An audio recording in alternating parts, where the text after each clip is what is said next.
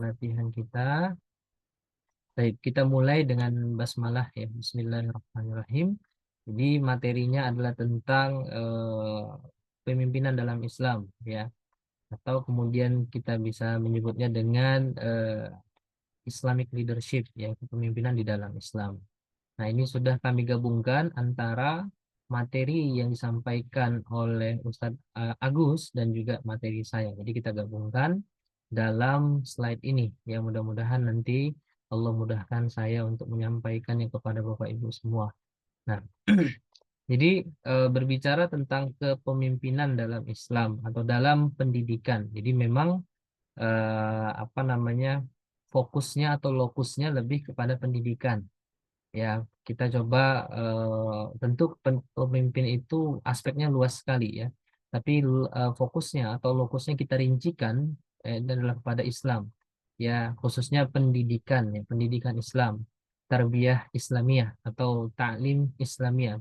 Ya, jadi pembelajaran yang kemudian bagaimana peran seorang pemimpin atau leader di dalam merancang ya, kemudian mengelola, kemudian juga mengontrol, mengevaluasi, dan seterusnya yang berkaitan tentang pendidikan.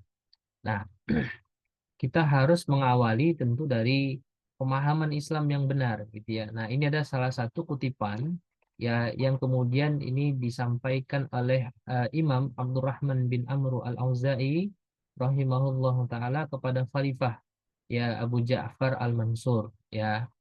Ya, ini adalah perkataan Khalifah Umar bin Khattab ya radhiyallahu anhu tentang kepemimpinan. Kata beliau, ya kata Umar ya bin Khattab radhiyallahu anhu, pemimpin itu Bapak Ibu ada empat macam. Ya, yang pertama adalah pemimpin yang dirinya dan pembantu-pembantunya memiliki jiwa yang kuat seperti halnya para mujahid. Nah, yang berjuang di jalan Allah. Nah, jadi pemimpinnya dan kemudian para muawinnya ya atau pembantu-pembantunya ini sama-sama memiliki jiwa yang kuat ya layaknya mujahid. Nah, jadi Umar bin Khattab mengibaratkan pemimpin dan pembantunya ini seperti mujahid yang berjuang di jalan Allah. Nah, kenapa diibaratkan dengan mujahid? Karena mujahid itu tidak pernah apa namanya tidak tidak mudah mundur atau pantang mundur. Mujahid yang sesungguhnya. Ya, mereka tahu bahwa di depan akan ada musuh, akan ada lawan, tapi mereka tidak gentar. Nah, dan tentu yang tidak gentar itu bukan hanya pemimpinnya saja, tapi juga para pembantu-pembantunya. Atau bahasa dulu mungkin istilahnya prajuritnya, ya, atau pasukan-pasukannya. Nah, maka pemimpin seperti ini, kata Umar, Allah Ta'ala membentangkan, ya, memberikan rahmat kepada mereka. Nah, ini yang pertama nih. Jadi kalau kita pemimpin sebuah lembaga, maka tidak cukup hanya pemimpin yang hebat, tapi juga pembantunya yang hebat. Nah, sebagaimana dulu Rasulullah SAW itu kemudian memimpin para sahabat, baik itu dari kalangan Ansor, ya orang-orang Aus dan Khazraj maupun Muhajirin, ya orang-orang Mekah, ya atau orang-orang apa namanya sebagian besar dari Quraisy Mekah yang masuk ke dalam Islam. Nah, atau kalau contoh yang lain bagaimana dulu pasukannya Salahuddin Al-Ayyubi ya dengan Salahuddin Al-Ayyubinya. Atau juga yang pasti kita pernah dengar adalah tentang Muhammad Al-Fatih ya rahimahullah dengan pasukan Jenisarinya. Ya, pasukan yang tidak pernah ketinggalan sholat qobliyah ba'diyah, kemudian senantiasa puasa sunnah, ya senantiasa tepat waktu berjamaah di masjid. Nah, maka pemimpin ini yang Muhammad Al-Fatih dan juga para prajurit-prajurit terbaik tadi, para pembantu-pembantunya ini, Jenisari tadi, inilah yang salah satu yang disebut sebagai pemimpin dan para pembantu yang memiliki jiwa yang kuat. Nah, jadi kita mengidam-idamkan atau mengharapkan dan juga meniscayakan lembaga kita itu masuk pada kategori ini atau kita masuk pada kategori ini gitu ya. Apakah itu kita sebagai pemimpin atau sebagai muawin pembantunya ya. Katakanlah muawin saat ini mungkin ya guru-gurunya ya kemudian juga di situ ada sivitas akademika yang lain ya atau sivitas pendidik yang lain ya baik itu misalnya TU-nya, administrasi ya, ada kemudian yang jaga perpusnya, security-nya, ada juga kemudian IT supportnya dan sebagainya macam. Nah, itu yang kita inginkan. Kita dan pemimpin kita itu sama-sama kuat, atau kita sebagai pemimpin memiliki pembantu-pembantu kita yang kuat. Nah, makanya wajar ketika kemudian disebut sebagai pemimpin terbaik dan pasukan terbaik. Ya, jadi kalau kita baca hadis tentang penaklukan ya kota Konstantinopel, itu disebutkan bahwa apa namanya, pemimpinnya adalah pemimpin terbaik dan juga pasukannya adalah pasukan yang terbaik. Nah, adapun yang kedua, pemimpinnya lemah. Nah, pembantunya kuat sehingga pembantunya tadi ya mengendalikan pemimpinnya. Nah, atau mereka ya pembantu-pembantu tadi itu mengendalikan ya bosnya. Nah, maka pemimpin seperti ini kata Umar bin Khattab ya radhiyallahu anhu, ya itu sangat dekat dengan kehancuran kecuali Allah taala memberikannya rahmat. Sehingga Allah kemudian menguatkan jiwa pemimpin ini yang lemah tadi. Maka menjadi kuat jiwanya sehingga dia mampu kemudian mengendalikan pembantu-pembantunya. Nah, ini sangat relate sekali ketika kita kemudian berhadapan dengan apa namanya, yang namanya karakter ya pemimpin saat ini.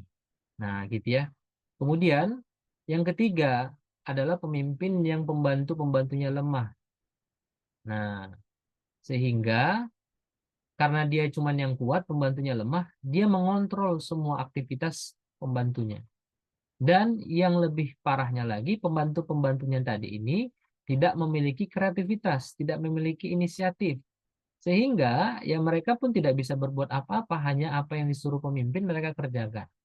Maka pemimpin seperti ini, kata Umar, akan dimasukkan ke dalam neraka Hutomah, sebagaimana yang disabdakan Rasulullah SAW, berilah kabar gembira kepada pemimpin Hutomah. Nah, karena dia sendirilah yang akan binasa.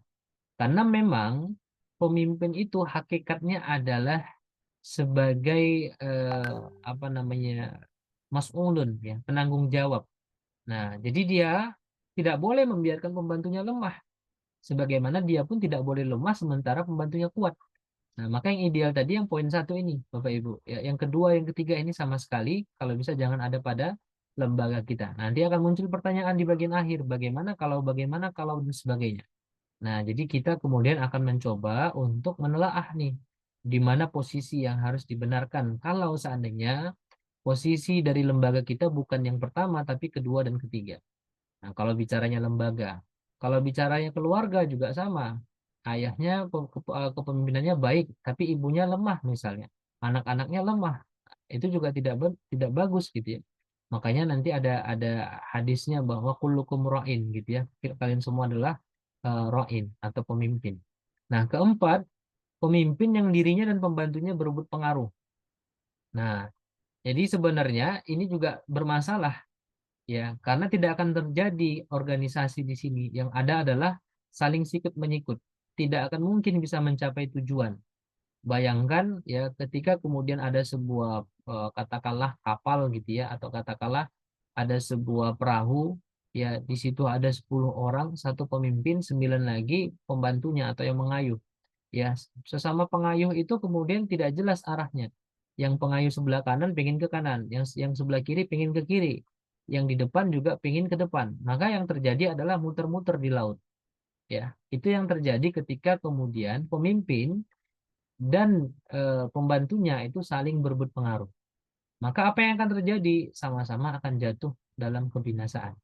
Nah, bagaimana relate-nya zaman sekarang? Ya, semuanya mencari masalah. Ya, pengaruh apa namanya, pembantunya cari masalah kepemimpinannya apa, atau pemimpinnya seperti apa. Kemudian si pemimpin cari-cari masalah pembantunya di mana. Ya, agar kemudian ada yang dijelekkan, ada yang dijatuhkan, ada yang kemudian harus disingkirkan. Maka hal demikian, kata Umar bin Khattab, semuanya akan terjatuh dalam kebinasaan. Nah, ini satu apa namanya, statement dari Umar bin Khattab radhiyallahu anhu yang sebenarnya sangat-sangat bagus sekali ketika kita terapkan di dalam lembaga kita, atau mungkin lembaga terkecil ya dari seorang manusia yang adalah keluarganya. Ya. Nah, ini sangat bagus sekali. Jadi semuanya harus punya satu visi yang jelas, satu misi yang jelas, dan juga sama-sama kuat ya, baik itu pemimpinnya maupun kemudian para muawin-muawinnya, itu pembantu-pembantunya. Nah, Bapak Ibu yang melakukan Allah Subhanahu wa taala, kita coba lanjut ya. Nah, pertanyaan berikutnya adalah dengan apa ya sebagai seorang muslim kita memimpin?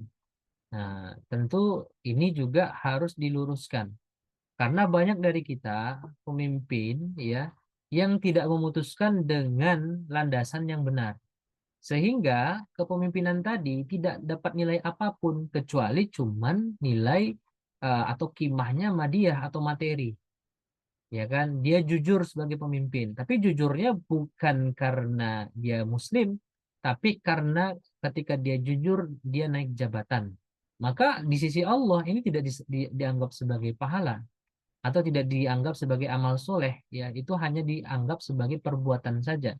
Karena setiap perbuatan yang dianggap sebagai amal soleh itu harus kemudian niatnya hanya karena Allah, dan yang kedua tata caranya sesuai dengan tata cara Nabi. Nah ini kalau kita Muslim. Nah inilah yang kemudian sering kita sebut sebagai ta'assi bi af'alin Nabi. Ya, meneladani perbuatannya Nabi. Dalam semua aspek, termasuk kemudian dalam hal kepemimpinan.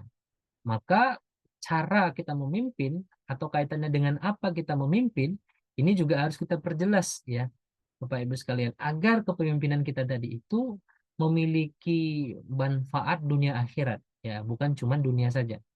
Nah, dengan apa kita memimpin? Ya, ini dijelaskan lagi oleh Umar bin Khattab. Ya, suatu ketika ada kisah ya, Umar bin Khattab kemudian ketika apa namanya pergi ke bumi Syam ya dengan salah satu sahabat.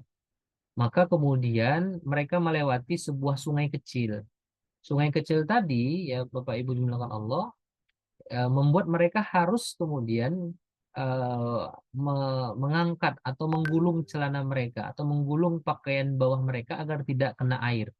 Maka kemudian Umar bin Khattab, ya radhiyallahu anhu, itu membuka sendal beliau, kemudian melipat sedikit celana beliau, dan kuda yang dinaiki itu dituruni, atau dia turun dari kudanya, kemudian dia berjalan sambil memegang tali kuda tadi di bawah, ya, dan sendalnya tadi yang dilepas tadi ditaruh di bahu beliau, ditaruh di bahunya. Nah, kemudian dia melintasi. Agar apa? Dia melakukan itu agar kudanya tidak keberatan dengan tubuhnya, apalagi melewati sungai. Maka sahabat tadi mengatakan, ya kan, wahai Umar, bagaimana kalau seandainya mereka, eh, para bangsawan-bangsawan di Syam itu dan prajurit-prajuritnya melihatmu dengan tampilan seperti ini, dengan sendal yang dilepas, ditaruh di bahu, ya, dengan kemudian tidak menaiki kuda, justru turun dari kuda agar kudanya tidak kecapaian. Bagaimana ini? Nah, maka kemudian ya Umar menasihati sahabat tersebut. Kata Umar, ya, inna kunna adalla qaumin. Ya, dulu kita ini adalah kaum yang hina, kata beliau. Ya, fa'azanallahu bil Islam. Tapi Allah muliakan kita dengan Islam. Famahma ya natlubul izzata bi ghairi ya ma'azanallahu bihi. Ya, kapan saja kita meminta kemuliaan selain dari apa yang Allah turunkan, ya, yang telah kemudian Allah turunkan tadi maksudnya Islam, ya, dengan kemudian Allah dengan kita mencari kemuliaan selain daripada Islam, maka adanallahu bihi, maka Allah akan kembali menghinakan kita, ya, sesuai dengan kemudian apa yang disampaikan Nabi tentunya, ya, bahwa kemudian Islamlah yang memuliakan kita, Islamlah yang meninggikan kita. Apa kaitannya dengan Islamic leadership ini? Nah, Islamic leadership adalah bagaimana kita mengambil pola kepemimpinannya Nabi dalam urusan, setiap urusan apa namanya organisasi kita, ya. Nah, jadi kalau kita lihat ada tiga hal yang harus kita pahami dalam hal kepemimpinan. Yang pertama adalah asas. Nah, asas yang mendasari kehidupan kita, termasuk dalam hal kepemimpinan, adalah akidah Islamiyah. Artinya, Bapak Ibu, ketika kita menjadi pemimpin, ya kita harus sadar bahwa kita sedang dilihat oleh pemimpin seluruh manusia atau yang menciptakan manusia. Namanya adalah Allah. Kita harus sadar bahwa setiap kepemimpinan kita tadi itu harus dilandaskan kepada akidah Islam. Sehingga ketika kita berbuat, ya berbuat kebijakan, memutuskan segala sesuatu, landasan kita adalah akidah ini, bukan kemudian manfaat. Ya, bukan karena ingin naik gaji, bukan karena agar dipandang pimpinan baik, bukan agar kemudian naik pangkat, atau bukan agar golongannya tinggi. ya bukan kemudian agar dipuji orang, bukan. Tapi kita memimpin dengan baik karena Allah yang perintahkan, karena Nabi yang mengajarkan. Maka itu yang disebut sebagai asas atau kaidah fikriyah kita adalah akidah Islam. Kedua, tolak ukur perbuatan kita dalam hal kepemimpinan itu adalah perintah-perintah dan larangan Allah Ta'ala. Kita jujur sebagai pemimpin. Siapa yang memerintahkan jujur? Allah yang memerintahkan. Kita amanah dalam hal pemimpin. Kenapa kita amanah dengan semua job desk yang diberikan di lembaga kita? Karena Allah yang perintahkan. Kata Allah misalnya ya ayyuhalladzina amanu aufu bil uqud. Ya, surah Al-Maidah ayat pertama.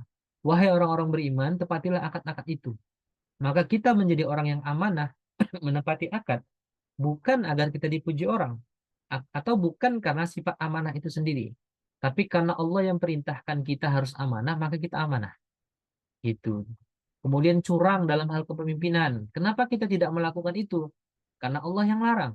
Bukan kemudian karena kita takut akibatnya. Bukan karena kita takut dianggap jelek oleh orang lain. Bukan. Tapi karena Allah melarang, maka kita tinggalkan. Atau karena Allah memerintahkan, maka kita lakukan. Nah, itu harus clear sebagai pemimpin. Ketiga, makna kebahagiaannya atau saadah ya adalah ketika Allah ridho terhadap aktivitasnya. Bisa jadi ya apa namanya kebijakan yang dia lakukan itu menurut bawahannya tidak sesuai. Tapi ketika itu sesuai dengan kehendak Allah, perintah Allah Ta'ala ya, maka itu yang harus kita lakukan. Walaupun bisa jadi bawahan-bawahan kita itu mungkin tidak setuju. Ya, kita misalnya di lembaga, ya katakanlah lembaga pendidikan Islam, ya Bapak Ibu, ya kita kemudian menjadi kepala sekolah. Kita tahu campur baur misalnya antara guru, ya itu tidak boleh karena ikhtilat. Maka kita pisahkan kantor mereka. Maka ada guru yang laki-laki protes misalnya ke guru ke kita, ke kepala sekolah. Oh, Pak, kenapa dipisah, Pak? Saya kan belum nikah, gimana saya mau cari jodoh misalnya. Padahal saya lagi deketin ibu ini nih, kebetulan ibu ini jomblo misalnya. Maka tidak boleh kita turutin. Tetap kita harus kemudian memegang prinsip ya tolak ukur perbuatan tadi perintah dan larangan Allah walaupun mungkin ya sebagian dari bawahan tidak setuju ya dan tentu itu tidak mudah ya tentu harus ada sosialisasi proses memberikan pemahaman kepada mereka tapi yakinlah Bapak Ibu ketika kita mampu melakukan hal tersebut maka ini sangat luar biasa. Baik. Nah, ini definisi pemimpin dan kepemimpinan. Ya, tentu di sini ada perbedaan ya sedikit antara definisinya. Walaupun sebenarnya apa namanya secara penamaan saja. Jadi pemimpin itu adalah siapa? Seseorang yang berhasil mengumpulkan orang lain untuk mengikutinya. Itu namanya pemimpin. Ya. Nah, atau kemudian eh, pemimpin itu juga berarti orang yang menentukan tujuan-tujuan, yang menentukan target-target, memotivasi, menindak bawahannya dan sebagainya. Adapun kepemimpinan atau leadership itu sendiri adalah apa namanya perjalanan ya atau leading ya proses perjalanan ya yang harus dilakukan ya untuk memberikan arah kepada bawahan tersebut kemana tujuan itu akan dibawa atau kemana bawahannya hendak dibawa. Makanya dalam hal kepemimpinan itu ada dua nanti pendekatannya. Satu pendekatan sistemiknya secara sistem, kemudian kedua pendekatan secara SDM-nya atau kemudian sumber daya manusianya. Nah, adapun turunan-turunannya itu sebenarnya bagian daripada dua pokok tadi.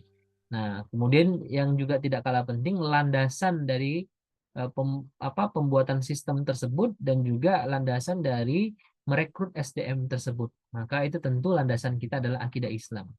Ya, kita lanjut. Nah, jadi kepemimpinan dalam Islam itu ya sesuai dengan hadis Nabi SAW, ya kullukum ra'in wa kullukum mas'ulun an ra'iyatihi. Bahwa setiap kalian adalah pemimpin dan setiap kalian akan dimintai pertanggungjawaban terhadap yang dipimpin. Nah, seorang amir adalah pemimpin, ya kan? Wal amiru ra'in. Rojulu ra'in dan seorang suami, ya di sini rojul ini maksudnya suami, itu adalah pemimpin, ya ala ahlil baitihi, ya terhadap atau atas keluarganya. Ya wal mar'atu, ya atau seorang istri, ya atau seorang wanita maksudnya di sini ra'iyah. Dia juga adalah pemimpin. Ya, pemimpin bagi siapa? Ya tentu ala baiti zaujiha. Ya atas apa namanya rumah dari pasangannya, maksudnya rumah suaminya. ya wawaladihi, dan juga anak-anaknya. Nah, jadi kalau wanita ini dua yang dipimpinnya. Yang pertama urusan rumah, yang kedua adalah urusan anak-anak. Nah, seorang apa namanya ibu ya, ummu warabbatul bait kan istilahnya begitu. Ya, fakullukum ra'in, dan kalian akan apa namanya, dan kalian itu adalah pemimpin. Ya, wa kullukum mas'ulun, dan setiap kalian akan bertanggung jawab, kata Nabi, an ra'iyatihi, atas apa yang kalian pimpin. Nah, pertanggungjawabannya di mana? Ya tentu sebenarnya dimaksud di sini ya bukan cuma di dunia, tapi juga di akhirat nanti, dan itu yang akan lebih apa namanya, lebih kuat ya, atau lebih banyak pertanggungjawabannya. Ya anak harus disekolahkan, ya kalau ini seorang suami, istri harus kemudian diberikan nafkah. Maka ketika kemudian seorang suami tidak melaksanakannya, dia akan dimintai pertanggungjawaban. Pun kalau seandainya dia melaksanakannya, dia juga akan dimintai pertanggungjawaban. Tapi biasanya kalau kaidah usulnya, sesuatu yang dilaksanakan sesuai dengan aturan itu tidak dimintai, ya, atau tidak ditanya bahasanya. Yang ditanya itu kan ketika tidak dilaksanakan. Ya, ada seorang muslim sholat, nggak akan ditanya kenapa kamu sholat. Nah, itu nggak ditanya. Ya, tapi ketika dia tidak sholat maka ditanya kenapa kamu nggak sholat. Nah, gitu ya. Begitu juga seorang pemimpin. Kalau dia melaksanakan tugas-tugasnya, ya itu harus tugasnya. Namanya juga tugas yang dikerjain. Dia nggak akan ditanya kenapa dia melakukan tugasnya, karena itu memang sudah jadi tanggung jawabnya. Tapi Bapak Ibu, kalau dia tidak melaksanakan tugasnya, dia akan ditanya, kenapa kamu tidak melaksanakan tugas kamu? Padahal kamu pemimpin. Nah, begitu kira-kira ya. Jadi inilah konsepnya kepemimpinan Islam. Dalam hal yang paling terkecil, ya termasuk memimpin diri kita sendiri. Ya, kita akan diminta pertanggungjawaban ketika kita misalnya menzolimi mata kita dengan melihat yang haram. Allah akan minta pertanggungjawaban. Kita langkahkan kaki kita bukan ke masjid, tapi kita langkahkan misalnya ke rumah-rumah yang tidak benar ya, ke rumah-rumah atau ke hotel-hotel yang nggak jelas, atau ke klub malam dan seterusnya. Maka kita akan dimintai pertanggungjawaban. Tangan kita misalnya memegang bagian tubuh yang bukan mahram, ya, atau misalnya pernah memeluk bagian tubuh yang bukan mahram, maka kita akan dimintai pertanggungjawaban terhadap diri kita tadi. Nah, jadi begitu ya. Mungkin saya apa namanya menjelaskannya Bapak Ibu agak klise atau mungkin lebih fundamental. Tapi yakinlah penjelasan saya ini itu memang kita harus betul-betul pahami dulu gitu ya sebelum kita bicara cabang-cabang.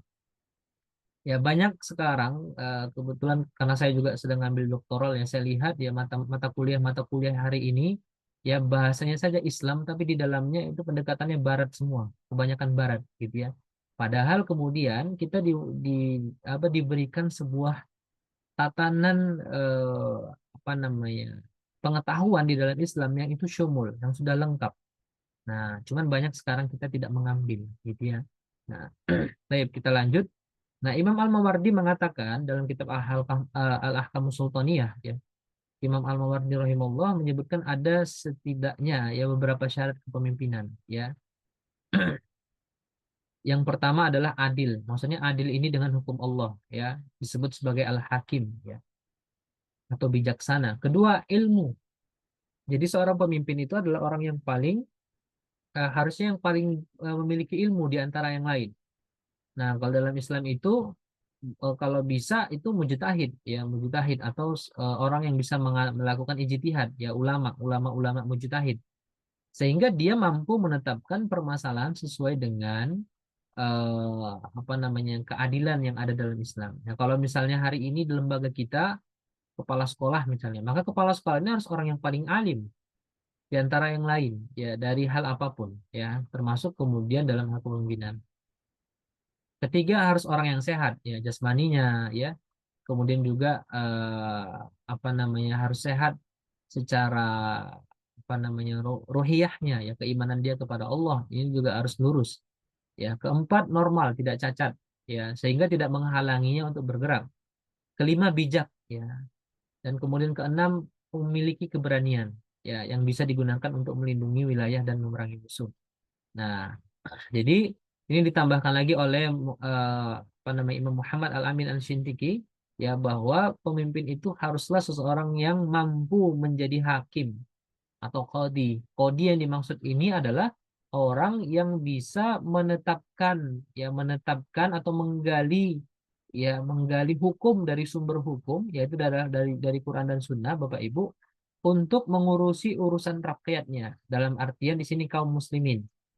Ya, haruslah menjadi orang yang paling alim ya atau bahkan mujtahid. Sehingga kalau memang demikian, ketika memang pemimpinnya adalah orang yang paling alim di antara yang lain atau seorang mujtahid bahkan, maka ini tidak perlu lagi meminta fatwa kepada orang lain ya untuk memecahkan kasus-kasus yang berkembang di tengah masyarakat. Nah, beda kalau sekarang ya, ketika pemimpinnya zolim, ya maka setiap kebijakannya pun zolim. Ya, seperti yang kita lihat sama-sama hari ini di apa? Di negara kita tercinta, gitu ya. Pemimpinnya zolim, ya, maka kemudian kebijakan-kebijakannya pun zolim. Makanya ada kawan saya dokter yang menyebutkan kalau kemudian ada yang menganggap negara kita hari ini itu baik-baik saja, maka sebenarnya dia itu sedang halu, yang sedang mungkin harus dibawa cek berobat ya. Mungkin ada hal yang kurang ya. Karena semua sudah pada tahu. Nah, kenapa demikian? Ya kaitan dengan pemimpin. Nah, jadi memang sangat banyak sekali efeknya gitu ya ketika pemimpin ini ya memimpin atau mengelola sebuah organisasi. Nah, sikap pemimpin itu dipengaruhi oleh kepribadian yang dia miliki. Dengan kepribadian yang baik biasanya memiliki jiwa kepemimpinan yang baik pula. Nah, apa itu kepribadian? Ya, kepribadian itu adalah gabungan dari akliyah atau pola pikir dan nafsiyah atau pola sikap. Nah, kepribadian itu ya tidak ada kaitannya dengan bentuk tubuh atau aksesori atau dan sejenisnya, aksesoris maksudnya dan sejenisnya. Ya, bukan berarti ketika bajunya bagus, harganya mahal, dia pasti pemimpin yang baik. Tidak ada kaitannya. Sepatunya branded, jamnya branded, tidak ada kaitannya dengan dia akan bagus memimpin.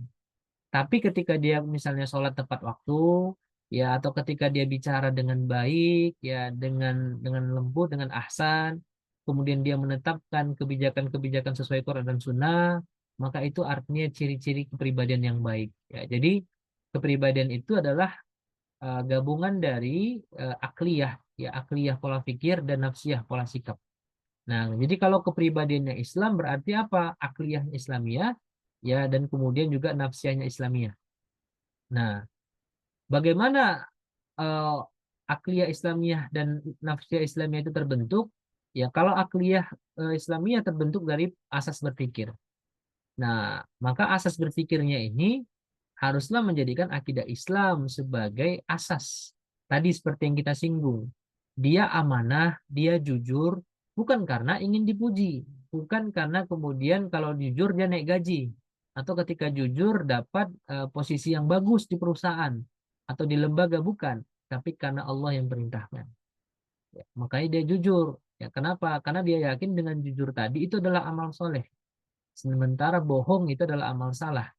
Nah, dia berperilaku misalnya ya dalam hal perbuatannya ya tepat waktu dalam sholat, ketika ada meeting maka dia datang tepat waktu, ketika kemudian ada tim yang bermasalah maka dia menyelesaikan dengan baik. Ya, itu kaitannya dengan tingkah laku. Nah, tingkah laku ini juga disebut sebagai tingkah laku yang Islami ketika menjadikan akidah Islam sebagai tolak ukurnya atau asas bertingkah laku tadi.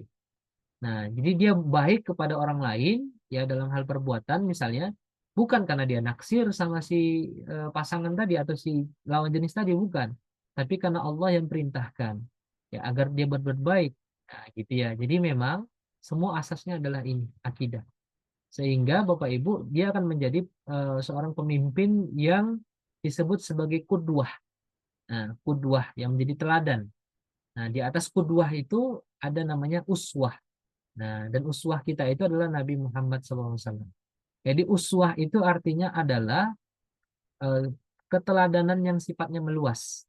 Nah, kalau kudwah itu di bawahnya, ya keteladanan untuk dirinya dan orang-orang sekitarnya. Nah, dan Nabi kita itu adalah uswah dan kudwah. Ya.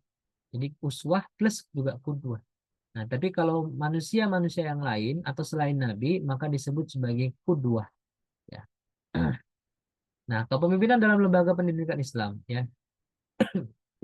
Ya, jadi seorang pemimpin itu ya memiliki kewajiban memastikan semua kegiatan pendidikan di bawah tanggung jawabnya berjalan sesuai aturan, organisasi dan tuntutan hukum syara. Apakah itu kaitannya dengan manajemen lembaga yang kita sebut tadi sebagai sistem, atau kemudian manajemen SDM-nya, sumber daya manusianya, atau juga pelaksanaan proses ya, baik itu proses belajar mengajar ya, dan kemudian proses-proses yang lain. Nah, jadi inilah yang disebut sebagai pemimpin yang kuat. Ketika memang ya dibutuhkan pemimpin yang mampu untuk mengelola lembaganya, sumber daya manusianya, dan juga setiap proses yang ada di dalamnya. Nah, ini ada sebuah anekdot ya Bapak Ibu dimulakan Allah, sebuah anekdot ya tentang berjalannya proses kepemimpinan. Tapi ini hanya ilustrasi saja ya, hanya ilustrasi saja. Nah, jadi ada sebuah kisah ya, kisah perampok dan pegawai bank. Kalau pernah dengar kisahnya ya. Jadi suatu hari itu terjadi perampokan di bank ya. Nah, perampokan itu kemudian ya tentu targetnya adalah uang ya, uang yang ada di bank tersebut. Nah, ketika perampok itu datang, maka dia berteriak kepada semua orang di bank, ya, jangan bergerak, kata si perampok ini. Semua uang ada di dalam penguasaan kami. Hidup Anda adalah milik Anda. Nah, ini ada kata-kata yang sifatnya hipnosis ya. Kata-kata yang kemudian eh, mempengaruhi, sehingga semua orang yang ada di sana itu sudah tidak berpikir lagi tentang uang mereka. Yang mereka pikirkan adalah diri mereka. Ya, sehingga semuanya yang ada di banking hall itu tiarap, ya ketakutan karena nyawa mereka sedang diancam atau sedang dalam bahaya. Maka dalam kepemimpinan ini disebut ya sebagai mind changing concept ya. Bagaimana kemudian kita bisa merubah konsep berpikir seseorang dari yang awal. Yang kemudian awalnya mereka berpikir biasa-biasa saja atau berpikir tidak ada bahaya. Nah, kemudian ternyata dengan kita mengucapkan atau si perampok tadi mengucapkan kata tersebut, mereka akhirnya berpikir ya dengan cara kreatif, yaitu dengan mengubah mindset awal mereka, dan mereka lebih memilih tiarap daripada mengikuti atau mengambil uang mereka, menyelamatkan uang mereka. Nah, ini contohnya. Nah, tidak sampai di situ saja, ya. Ada kemudian eh, salah satu nasabah wanita itu mencoba merayu perampok tadi. Nah, harapannya yang tadi, ya si wanita tadi mampu untuk menyelamatkan diri, ya agar kemudian uangnya tidak diambil atau harta tidak diambil. Tapi malah si perampok tadi itu marah dan berteriak, ya, yang sopan Mbak, ya, kami ini perampok bank, bukan pemerkosa, ya, kata si perampok. Nah, ini disebut sebagai being profesional, being profesional, yaitu adalah bertindak profesional karena fokus pada perampok, ya, fokus pada mencari uang, bukan fokus kepada hal-hal yang lain. Ya, bisa jadi di situ ada wanita, bisa jadi di situ misalnya eh, ada hal-hal yang lain yang lebih penting atau hal yang lebih menarik ya, bukan lebih penting, tapi karena menjadi seorang profesional profesional maka dia hanya fokus pada ngambil uang. Nah, jadi kadangkala pemimpin itu harus begitu, fokus, ya kan? Nah, kalau kami di lembaga pendidikan itu sering dapat proposal. Mungkin ada di sini Bapak Ibu yang sering dapat proposal gitu ya. Proposal ini, proposal penawaran ini segala macam ya. Padahal kalau kita coba lebih jeli ya atau lebih lebih memahami lebih dalam, proposal tadi itu sebenarnya tujuannya bukan untuk kesuksesan kita, tapi kadangkala ya seringkali itu untuk menguntungkan pihak yang membawa proposal tadi. Nah, maka ini kita harus mampu menciptakan pemahaman yang fokus bahwa kita itu punya visi sendiri di lembaga. Ya, punya target sendiri, maka diabaikan yang lain. Walaupun yang lain tadi itu mungkin menggiurkan. Nasabah tadi ya tentu mungkin ya dalam dalam cerita ini menggiurkan gitu ya, menggiurkan si perampok. Tapi karena perampok tadi ingin profesional, maka dia tidak mengindahkan ya apa yang diingin apa yang ditawarkan kepadanya. Nah, lanjut lagi. Setelah selesai merampok bank ya dan kembali ke markas, nah, ada perampok muda yang lulusan MBA ya dari universitas terkenal, mungkin Harvard dan seterusnya ya, dari luar negeri lah, berkata kepada perampok yang senior yang tua tapi lulusan SD. Yang satu MBA, yang satu SD. Ya, Bang, sekarang kita hitung hasil perampokan kita yuk, kata yang MBA tadi. Maka perampok yang lulusan SD ini menjawab, dasar bodoh, uang yang kita rampok itu banyak, repot menghitungnya. Kita tunggu saja berita di TV. Nanti kan kalau diberitakan kita tahu jumlah yang kita dapat tuh berapa. Ya, kira-kira begitu ya. Maka ya ini disebut sebagai experience ya. Jadi pengalaman ya. Perampok lulusan SD itu lebih berpengalaman dari yang MBA, ya, karena dia punya pengalaman mungkin cukup banyak ya, daripada yang muda tadi karena baru ikut ya, masih inilah apa namanya, masih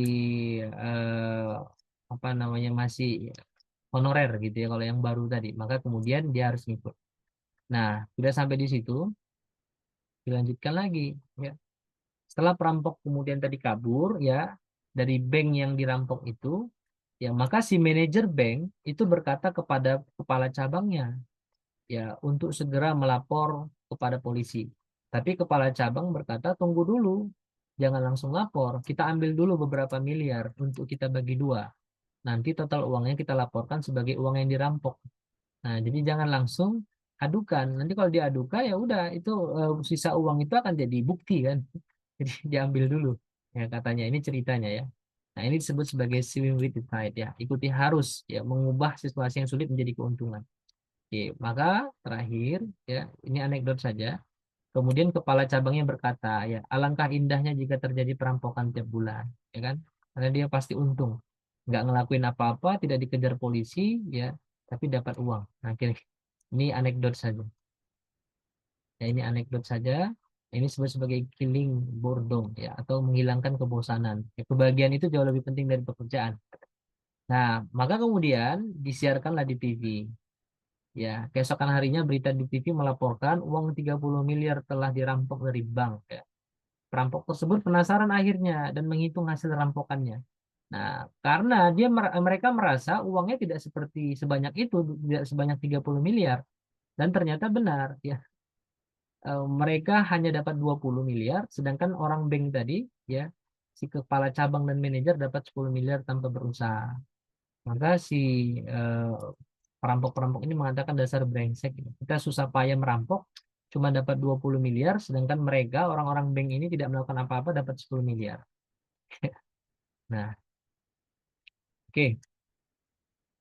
Pelajaran dari kisah yang tadi ya, bahwa yang ya kadangkala seorang pemimpin itu harus mengubah cara berpikir mereka atau kemudian mampu mengubah cara berpikir bawahan. Ya, bagaimana cara mengubah cara berpikirnya? Ya tentu dengan kemudian melihat dari situasi seperti apa. Ya, kita harus mampu melihat situasi dan menganalisa ya situasi. Dan ini tentu belajar dari pengalaman bukan satu dua kali. Ya, bagaimana kemudian kita mampu merubah ya pemahaman orang lain ya dalam hal kepemimpinan. Kemudian juga menjadi seorang profesional, being profesional ya, atau bertindak ya beraction ya secara profesional. Maka sebagai pemimpin harus fokus pada aktivitas sesuai dengan yang diberikan, tidak kemana-mana. Dalam rapat juga sering begitu. Kadangkala kita rapat nggak jelas misalnya, padahal sudah ada tupoksi, sudah ada misalnya catatan-catatan apa yang akan dirapatkan, tapi ketika dirapat banyak ngalur ngidul. Nah, seorang pemimpin harus mampu mengembalikan ya fokus dari peserta rapat misalnya untuk kemudian membahas sesuai dengan yang sudah dijadwalkan. Ya, experience, pengalaman. Nah, ini tentu ya seorang pemimpin ya harus menjadi orang yang memiliki pengalaman dalam mengarungi urusan organisasinya. Ya, makanya nanti kalau kita coba breakdown lebih dalam, itu ada kaitannya dengan misalnya kenapa para nabi di dalam Islam itu kebanyakan pengembala, walaupun tidak semua pengembala, gitu ya. Tapi kemudian biasanya lebih banyak ke pengembala. Karena pengembala itu belajar tentang kesabaran, belajar tentang memahami satu persatu. Ya bahkan ketika kita lihat pun di zaman Khulafaur Rasyidin itu yang paling apa namanya dalam kategori bagus kepemimpinannya itu Umar bin Khattab. Nah, karena beliau juga adalah dulunya pengembala. Ya, pengembala untanya Al-Khattab ya. Dan bahkan Umar itu dalam sebuah riwayat disampaikan mampu memahami ya, membedakan satu persatu gembalaannya, unta gembalaannya. Dia tahu ciri khas mereka masing-masing. Sampai begitu padahal unta. Nah, jadi memang pemimpin itu juga harus memiliki pengalaman terkait urusan organisasi dan SDM-nya. Nah, kemudian juga mengikuti arus, maksudnya adalah mampu mengubah situasi yang sulit menjadi keuntungan.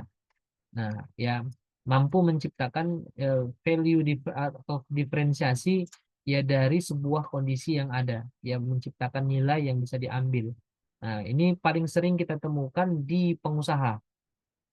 Ya, jadi pengusaha itu senantiasa mampu apa bukan bukan senantiasa mampu ya.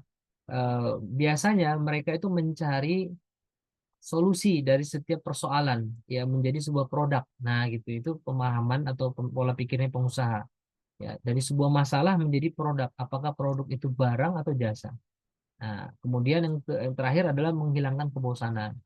Nah, bagaimana caranya? Ya tentu kita harus ikhlas ya dalam hal memimpin. Kita harus sabar ya, harus bahagia. Ya tentu memang pemimpin itu adalah pekerjaan yang berat.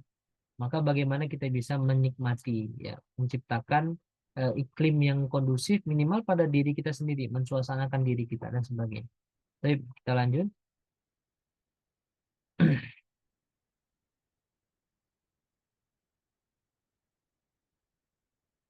Nah, kepemimpinan dalam Islam ya secara ini mungkin lebih pendekatannya secara eh, kelembagaan ya kelembagaan yang selalu memakai atau menggunakan dalil ini ya dalilnya adalah surah An-Nisa ya ayat 59 ya kata Allah Subhanahu wa taala a'udzubillahi minasyaitonirrajim ya ayyuhalladzina amanu ya wahai orang-orang beriman maka kitabnya di sini adalah orang-orang beriman diserukan untuk orang-orang beriman ya eh, apa yang diserukan untuk ati Allah wa ati Rasul untuk mengikuti Allah dan Rasulullah ya dan wa ulil amri minkum.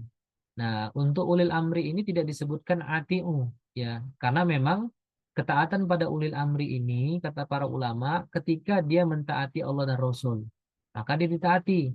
Nah, ketika dia tidak mentaati Rasul dan Allah, maka kita kemudian tidak boleh mentaatinya pada perkara hukum syara ya pada perkara administrasi yang hukumnya mubah ya maka bisa digunakan. Tapi kalau administrasi tadi menyalahi hukum syara maka tidak boleh juga kita ikuti. Ya, jadi ati Allah wa ati Rasul wa ulil amri minkum. Ya, fa in tanaza'tum fi syai'in. Nah, kalau kalian berbeda pendapat tentang suatu perkara, ya, tentang perkara apapun, farudduhu ilallahi wa rasul. Ya, maka kembalikanlah pada Allah dan Rasulnya. Makanya tadi ketaatan pada ulil amri tadi ketika dia taat pada Allah dan Rasul. Kalau dia tidak taat kepada Allah dan Rasul, maka kembalikan ketaatan itu kepada Allah dan Rasulnya. Ya, in kuntum tu'minuna billah. Kalau kalian itu benar-benar beriman pada Allah. Nah, ditekankan ya oleh Allah Subhanahu wa taala dengan jika kalian betul-betul beriman kepada Allah wal yaumil akhir. Karena Allah itu secara eksistensinya bisa kita peroleh, kita bisa lihat atau bisa kita dapatkan. Tapi secara realnya itu nggak bisa dilihat Allah. Begitu juga yaumil akhir. Ya, hanya ada dituliskan di surah-surah Al-Quran misalnya. Tapi secara real nggak bisa kita kita lihat. Maka pendekatannya untuk kemudian hal mentaati Allah dan Rasulnya itu memang hanya dengan keimanan. Maka Allah tegaskan dengan in kuntum tu'minuna billah wal yaumil akhir. Nah, dzalika khairun. Demikian itu yang lebih baik atau lebih utama wa ahsanu ta'wila dan lebih baik pula akibatnya bagimu. Nah, ini kaitannya nanti dengan maqasidus syariah. Ya, jadi kita harus memahami ini juga secara kelembagaan, saudara-saudara sekalian, bahwa di dalam hal kita sebagai ulil ya atau sebagai seorang pemimpin lah ya, amri gitu ya, atau seorang eh, mungkin bahasanya roin tadi ya, maka kita harus mengikuti apa yang Allah dan Rasulnya sampaikan. Dan yakinlah di Quran dan di Sunnah itu semua sudah disampaikan tentang kepemimpinan. Bahkan banyak buku-buku ya Islamic leadership misalnya yang bisa kita beli untuk menambah khasanah pengetahuan kita. Nah, apa yang dimaksud dengan in kuntum tu'minuna billah wal yaumil akhir? Ai innal iman yujibu ta'ah. Ya, katakan kemudian ya bahwa keimanan itu mewajibkan adanya ketaatan. Nah, itu maksudnya in kuntum tu'minuna billah wal yaumil akhir tadi. Jadi keimanan itu pasti tidak boleh hanya sekedar iman saja. Saya beriman kepada Allah, berarti kita harus taat pada setiap aturannya. Ya, jangan cuma iman pada Allah tapi nggak sholat. Taat kepada Allah tapi buka aurat. Taat pada Allah tapi pacaran misalnya. Taat kepada Allah tapi misalnya menyembunyikan dana bos misalnya. taat kepada Allah tapi curang kepada pemimpin atau kepada bawahan. Nah, wujud dari iman itu adalah kemudian taat, gitu ya. Amalnya adalah taat. Nah, jadi kehadiran pemimpin mengemban Islam. Jadi kehadiran seorang pemimpin itu Bapak Ibu adalah untuk mengemban Islam. Karena kita memang diciptakan sebagai pemimpin. Allah Ta'ala mengutus kemudian Rasulullah SAW untuk menyampaikan Islam. Di dalam Islam itu ada dua, ada yang kaitannya dengan al-aqidah dan ada as-syariah. Akidah itu tadi keimanan. Syariah itu adalah kemudian implementasi keimanan itu dalam bentuk perbuatan manusia. Nah, syariah itu luas sekali cakupannya. Ada kaitannya dengan dirinya sendiri, dengan hubungan dia dengan Khalik, dengan Tuhannya, dengan dirinya sendiri, dan juga dengan sesama manusia. Atau bahasa kita yang paling kita sering dengar itu adalah hablum minallah, hablum minan nas, dan hablum minan nafs. Ya.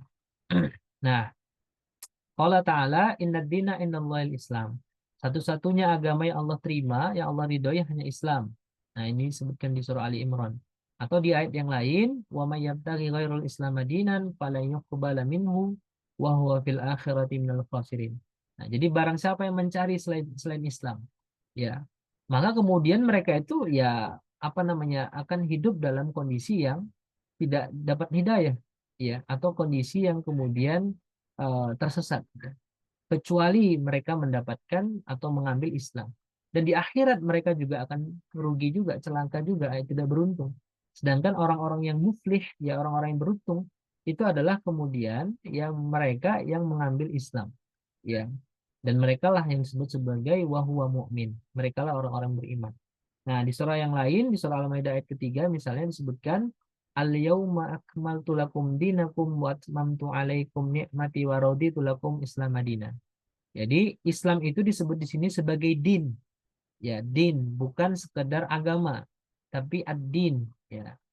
Jadi bukan bahkan disebutkan at-tibyan, ya, bukan hanya sekedar bayan, tapi tibyan. Tibyanan likulli syai', ya. Penjelasan yang rinci terhadap segala sesuatu. Nah, gitu. Jadi jangan kita khawatir Bapak Ibu bahwa Islam tidak punya solusi. Pasti ada solusi. Tinggal kita mau ambil atau tidak. Termasuk dalam hal kependidikan, dalam hal kepemimpinan di pendidikan misalnya. Kita kan bicaranya educational leadership. Pasti Islam punya solusi. Nah, maka apa ranah yang harus kita lakukan? Ada dua. Satu, mempersiapkan sistem. Asasnya akidah Islam, holistik dan integratif. Ya, di dalamnya ada kurikulum, KPI, SOP, job desk, apa namanya, quality policy dan sebagainya. Maka itu ranahnya adalah ranah sistem. Ya, mempersiapkan sistem ini harus dilakukan oleh si pemimpin tadi, pemimpin yang terbaik. Kedua adalah ranah mempersiapkan SDM. Nah, jadi kalau di buku saya yang menggagas lembaga pendidikan Islam terbaik, itu saya jelaskan SDM di sini ada nanti dua proses, before dan after.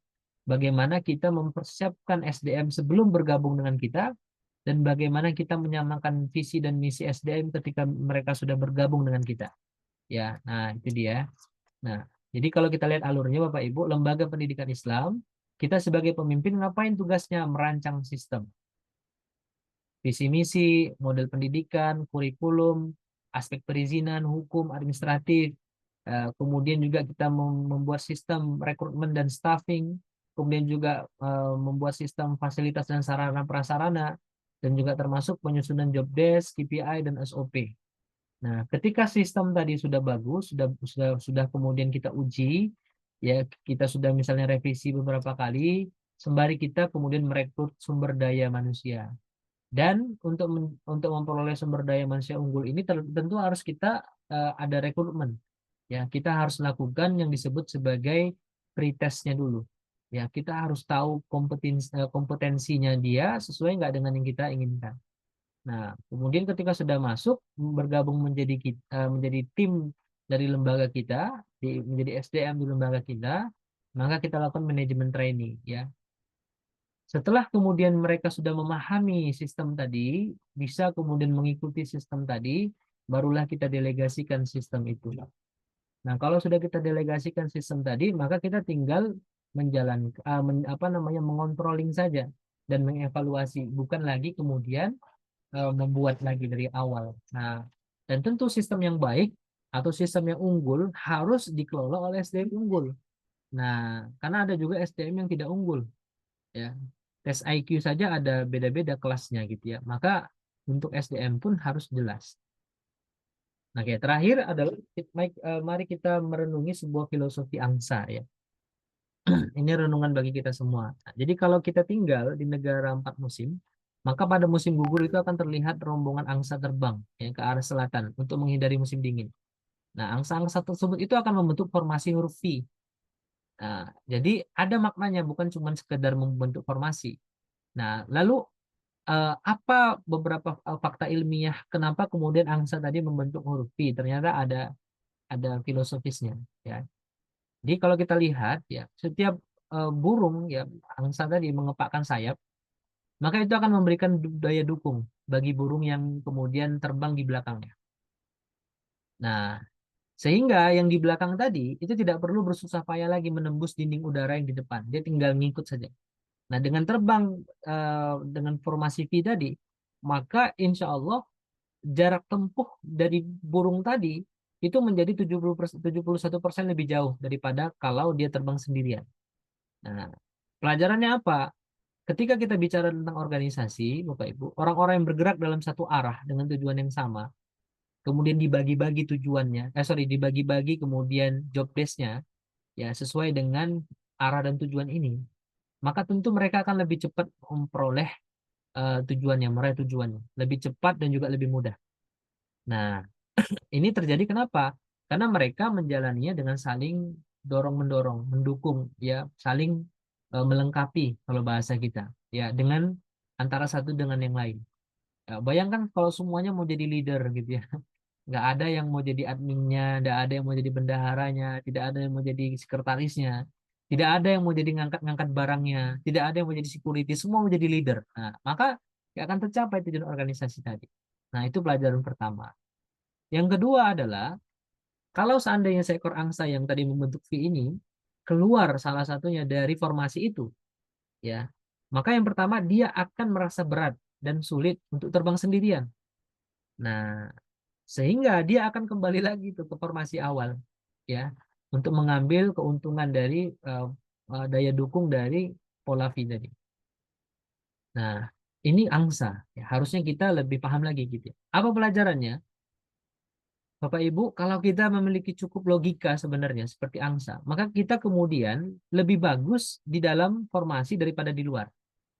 Ya, kenapa? Karena kemudian, kalaupun seandainya kita keluar dari formasi, itu akan membuat kita lebih sulit karena seorang diri. Ya, ini juga dilakukan oleh Nabi ketika berdakwah. Beliau itu berdakwah dengan jamaah. Ya, direkrut kemudian beberapa karib kerabat, ya, Ali, Khadijah, ya. Kemudian ada juga apa namanya, Abu Bakar, ya, Utsman dan seterusnya menjadi sebuah jemaah dakwah. Maka mereka kemudian melakukan apa namanya, melakukan aktivitas dakwahnya itu dengan berjamaah, tidak sendiri-sendiri. Nah, karena kalau sendiri-sendiri itu akan sangat berat ya dibandingkan kemudian ketika kita melakukan bersama-sama. Sehingga harusnya kalau sebuah gerakan atau organisasi itu baik, ya ketika ada yang mau keluar, dia akan merasa berat dan akan masuk kembali. Seperti kemudian pelajaran dari filosofis angsa ini. Ketiga, ketika angsa pemimpin yang terbang di depan itu lelah, maka bisa jadi dia itu akan memutar ke belakang dan yang kemudian di belakang dia akan di depan. Atau katakanlah angsa yang lain itu akan menggantikan posisinya.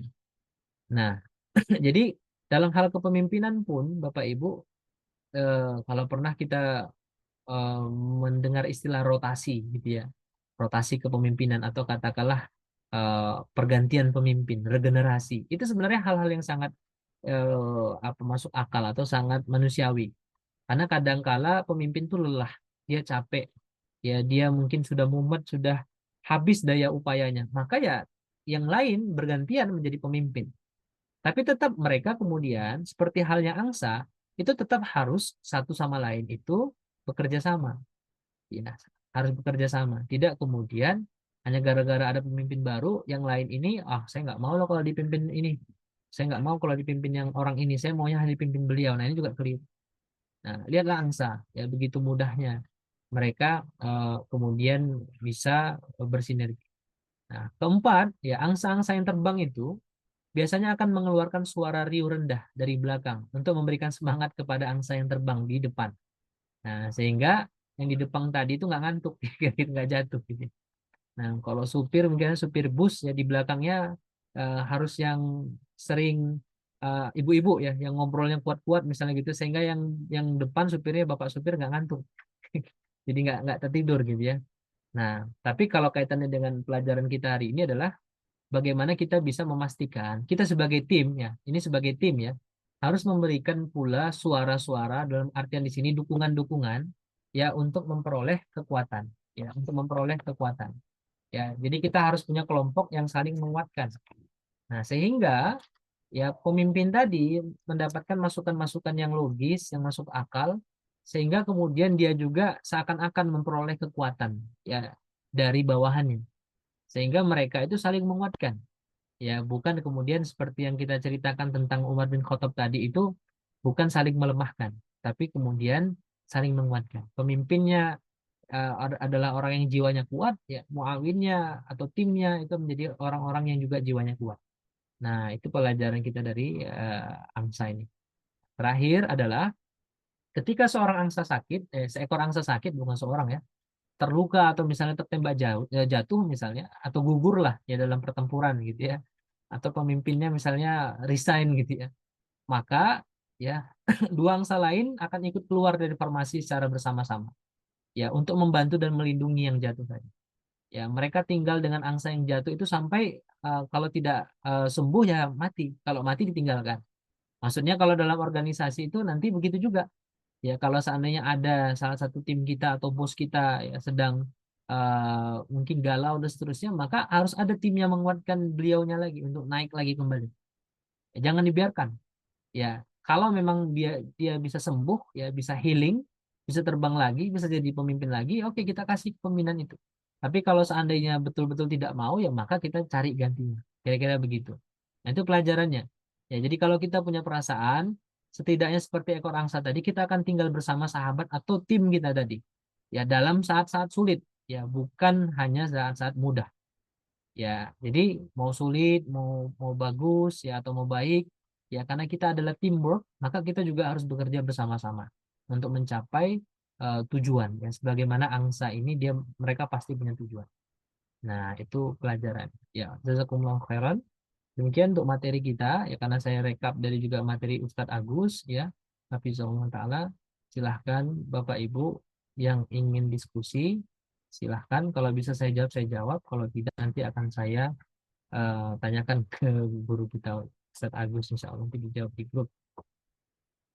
Silahkan yang ingin bertanya, raise hand. Saya coba setting untuk bisa allow participants. Ya, sudah bisa. Silahkan mau dia via chat boleh, mau langsung juga boleh. Assalamualaikum, izin izin Ustaz. Waalaikumsalam warahmatullahi. Ya, silahkan Pak. Alhamdulillah makin semangat belajar sama Alhamdulillah, Ustaz. Masya Allah. Pak Yamin. Dari Labura Pak ya, Labuan Batu Utara Pak. Dari mana Pak? Rantau Prapat? Siap icon opan Ustaz. Oh, Aikanopan, Masya Allah. Jauh berarti Pak. Tapi kalau online bisa ketemu semua ya. Saya kebetulan orang Iya. tua itu di Kota Pinang. Wah, Tabusel ya. Iya, Labusel Pak. Tapi lama di Batam. Lumayan lah. Silakan Pak, silakan. Izin Ustaz dan Ya. kawan-kawan semuanya. Yang ingin saya minta pencerahan, bagaimana menerapkan sistem kepemimpinan Islam dengan keadaan-keadaan sistem pemerintahan kita, mana beberapa kebijakan atau aturan yang harus kita laksanakan yang diterbitkan oleh pemerintah ini sepertinya ada yang tidak cocok, ada yang cocok. Ketika ada kebijakan yang tidak cocok, bagaimana kita mempraktekkannya ataupun mensinkronkannya kepada sistem kepemimpinan Islam. Demikian Ustaz Abdullah. Baik, terima kasih Pak. Berarti tentang kepemimpinan saat ini Pak ya. Baik, baik. Ada mungkin satu pertanyaan lagi ya, ya sembari bisa kita jawab dua pertanyaan langsung dari Bapak ataupun Ibu dari satu saja sekalian. Bisa via chat boleh, ya via audio juga langsung silahkan. Ya, masih ada sekitar setengah jam lagi nih untuk tanya jawab ya. Silahkan kalau ada sebelum saya jawab.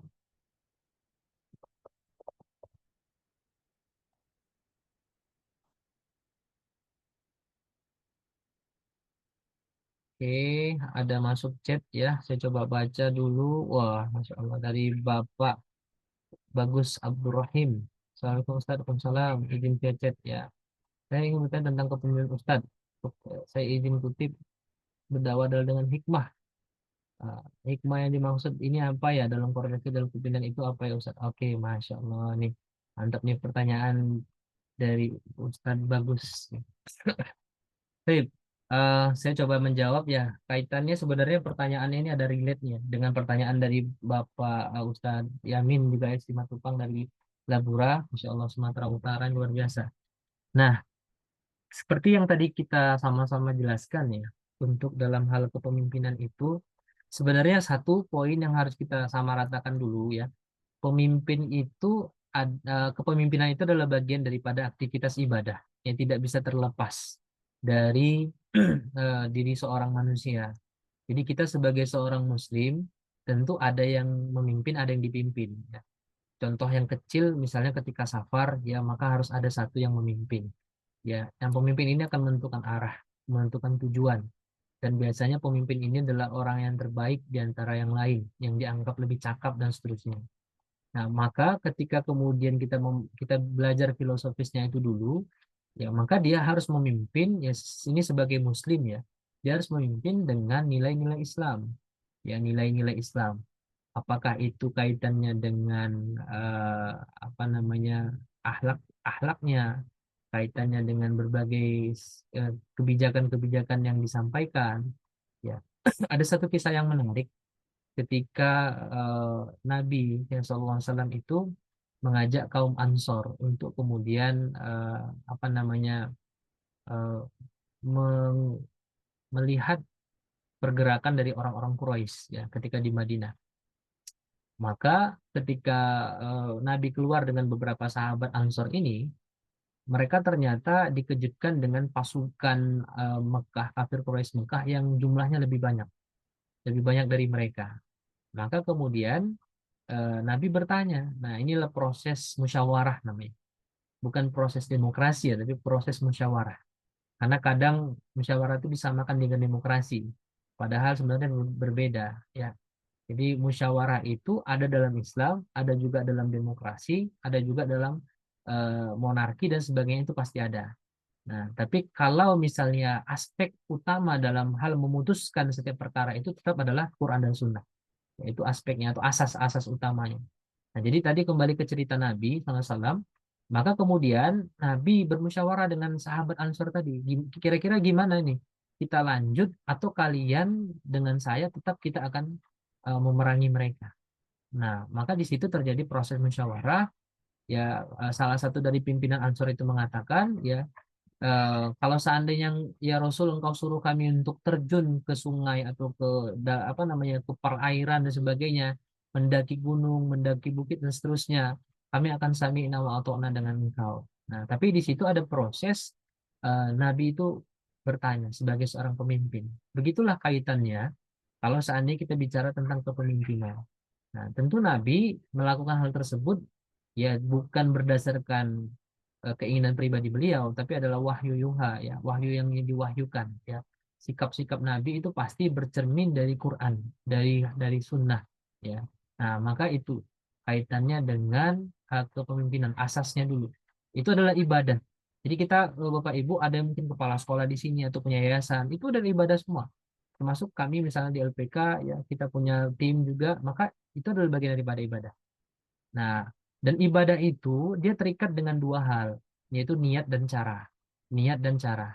Niatnya mungkin karena Allah, ya kan? Tapi caranya sesuai nggak dengan cara cara yang diberikan dalam Islam. Nah, itu yang kadang kala sering kita itu meleset di sini, Pak Yamin ya. Dalam hal kepemimpinan hari ini misalnya gitu ya. Niatnya betul, ya lurus ya karena ibadah. Tapi ternyata tata caranya salah. Ya, maksudnya tata cara itu adalah ketika dia menghukumi dengan selain daripada Quran Sunnah. Jadi Qurannya itu cuma ditaruh di atas kepala, misalnya sumpah gitu ya. Tapi ketika Qurannya sudah diambil, ditaruh lagi di apa di lemarinya, yang dijalankan KUHP misalnya, gitu kan ya. Termasuk kemarin itu jadi kajian kami juga di apa di konsultan pendidikan Islam tentang Perpu ya, Perpu 28 ya, tentang alat kontrasepsi misalnya gitu. Itu di mana landasan Qur'annya? Tidak ada landasan Qur'annya di situ.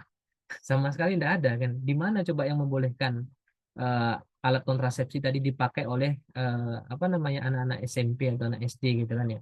Nah, itu tidak ada. Maka kalau kita kembalikan ke dalil tadi, ya hal-hal yang demikian itu ya itu pasti apa kebijakan yang tidak sesuai dengan Quran dan Sunnah atau tidak sesuai dengan hati Allah dan wati Rasul tadi. Maka yang kita lakukan adalah kita nasihati ya dengan apa?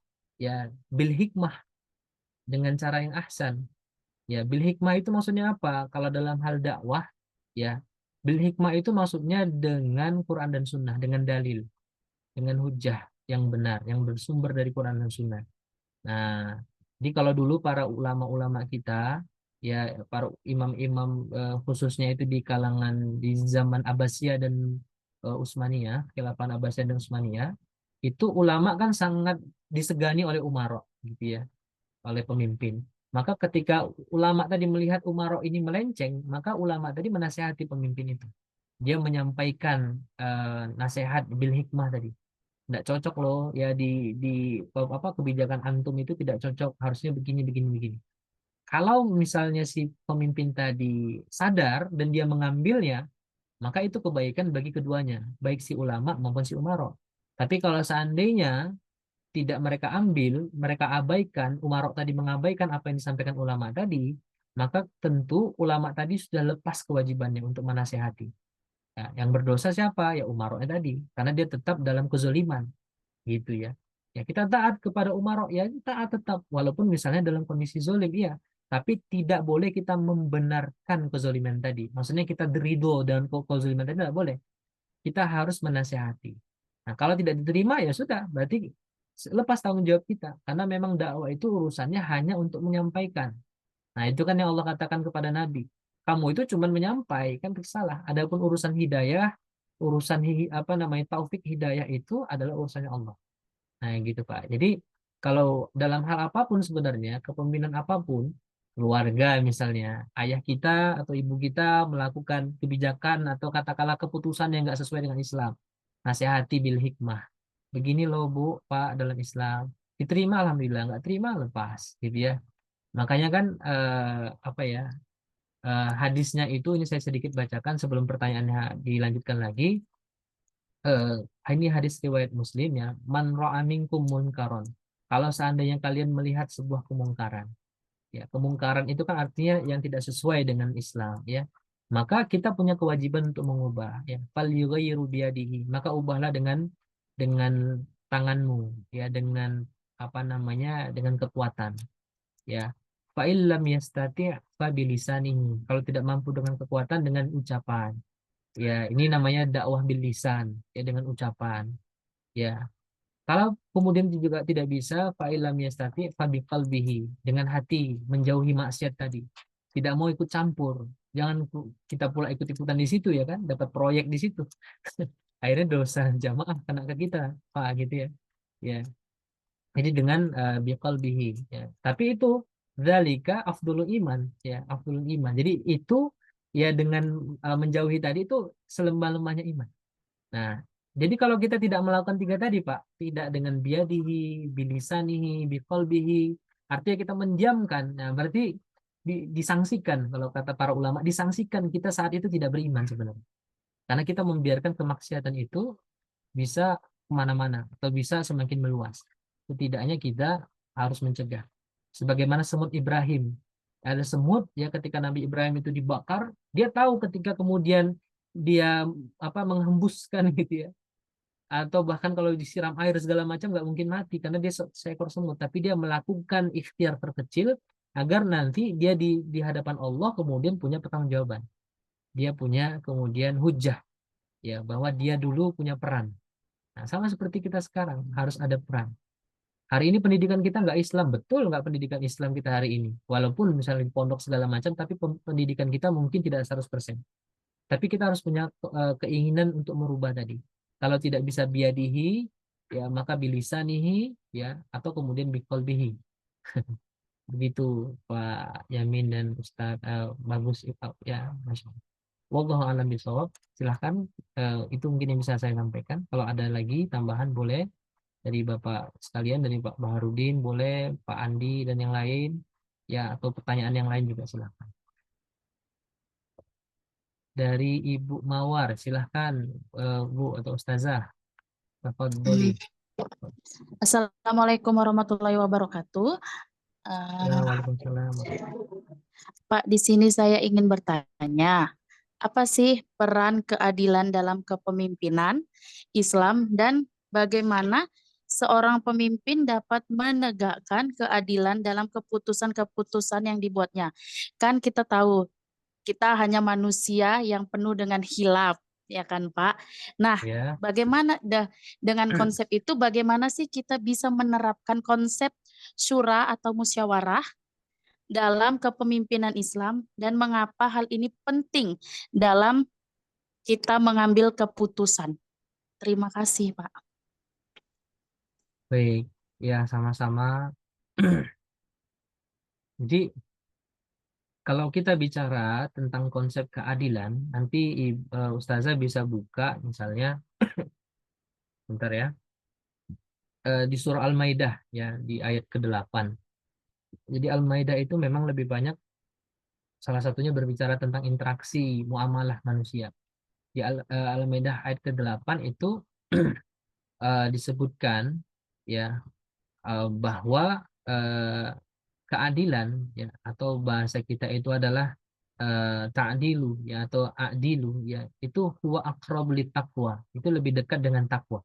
Coba cek nanti untuk apa namanya redaksi ayatnya, dan dibuka itu dengan bahasa ya ayyuhalladzina amanu, ya orang-orang beriman. Jadi memang keadilan itu dekat dengan takwa, dan takwa itu adalah aktivitasnya orang-orang beriman. Jadi aktivitas orang beriman itu pertama amanu wattaqau gitu ya, amanu dan bertakwa gitu. Jadi kalau konsepnya adalah bagaimana sih menciptakan keadilan itu dalam hal kepemimpinan, yang pertama kita memang tidak bisa langsung ke adilnya. Kita pasti harus berbicara tentang siapa pemimpinnya. Kalau pemimpinnya pemimpin yang mukmin, maka insya Allah dia akan eh, mengeluarkan atau memutuskan setiap perkara itu dengan adil. Contoh misalnya di sejarah itu yang paling sering kita dapatkan adalah kisah Nabi Sulaiman ya alaihissalam, atau misalnya kisah Nabi Allah Musa alaihissalam, ya termasuk juga tadi yang kita coba contohkan kisah Nabi Muhammad Sallallahu Alaihi Wasallam. Jadi memang kepemimpinan para nabi itu adalah kepemimpinan yang adil. Maksudnya adil itu adalah apa? Yang kemudian memutuskan segala sesuatu dengan hukum Allah.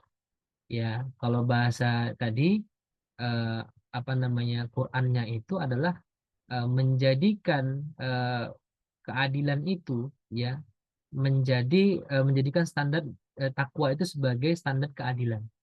Nah, jadi kalau seandainya pemimpinnya yang mukmin, maka dia akan menentukan setiap urusan kaumnya itu dengan Quran dan Sunnah kalau kita bicara dengan Islam. Nah, dengan Quran dan Sunnah.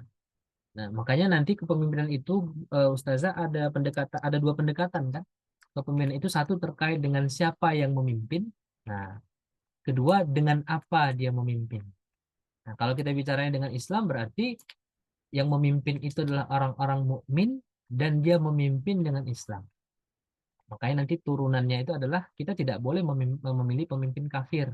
Nah, kan gitu kan ya. Itu kan turunannya ke situ kan. Atau tidak boleh berhukum sebagai selain daripada hukum Allah. Ya. Itu di Al-Maidah juga tuh di 44, 45, 47 ya. Jadi kalau tidak menghukum dengan hukum Allah, maka dia kaitannya tiga saja, bisa jadi zolim, fasik atau kafirun. Nah itu karena hanya orang-orang itu yang tidak mau berhukum dengan hukum Allah. Nah, atau menganggap hukum Allah itu hukum ketinggalan zaman, misalnya begitu. Kalau di lembaga pendidikan gimana? Berarti satu tadi pilih pemimpin yang mukmin, kedua adalah eh, apa namanya dia memimpin dengan sumber hukum Quran dan Sunnah. Itu yang kita lakukan kalau kami di pondok pesantren di Batam, itu yang kita lakukan. Nah, jadi yang pertama kita lakukan misalnya ada kebijakan nih Ustazah. Pendekatannya bukan mana yang baik mana buruk dulu, tapi pendekatannya adalah kira-kira Quran bicara apa ya tentang kebijakan ini, Sunnah bicara apa ya tentang ini. Nah, pasti ada tuh jawabannya. Pasti ada jawabannya, nggak mungkin nggak ada. Nah, gitu ya.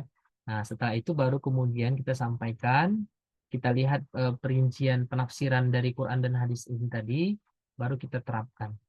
Nah, berarti kita saat itu bermusyawarahnya tadi itu, ya itu sedang beribadah. Musyawarahnya pun sekaligus kita beribadah. Karena kemudian kita memutuskan perkara dengan hukum Allah.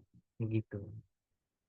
Wallahu a'lam bishawab. Itu mungkin Ustazah. Untuk yang berikutnya dari, ya mudah-mudahan bisa dipahami ya.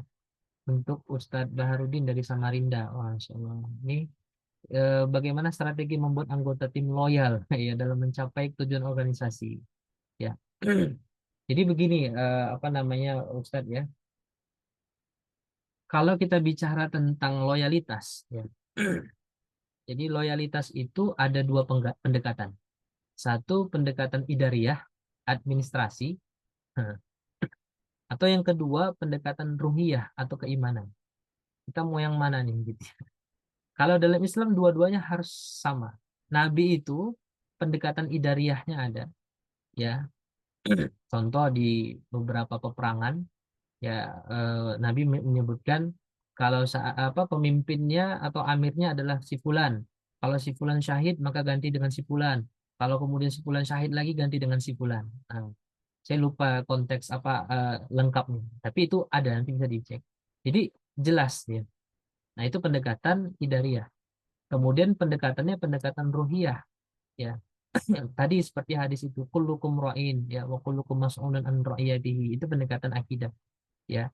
Atau kemudian ati Allah wa ati Rasul wa ulil amri minkum. Ulil amri itu di pendekatannya pendekatan akidah atau pendekatan keimanan dengan mengaitkan kepemimpinan ulil amri tadi bahwa dia akan menjadi wasilahnya Allah dan Rasul untuk memimpin umat. Nah, kan gitu ya. Jadi pendekatan idariyah, pendekatan kemudian ruhiyah. Nah, kalau seandainya kita mampu memasukkan mindset itu tadi ke dalam di dalam tim kita, ya, maka insya Allah ya dia akan bergerak dengan kesadaran itu.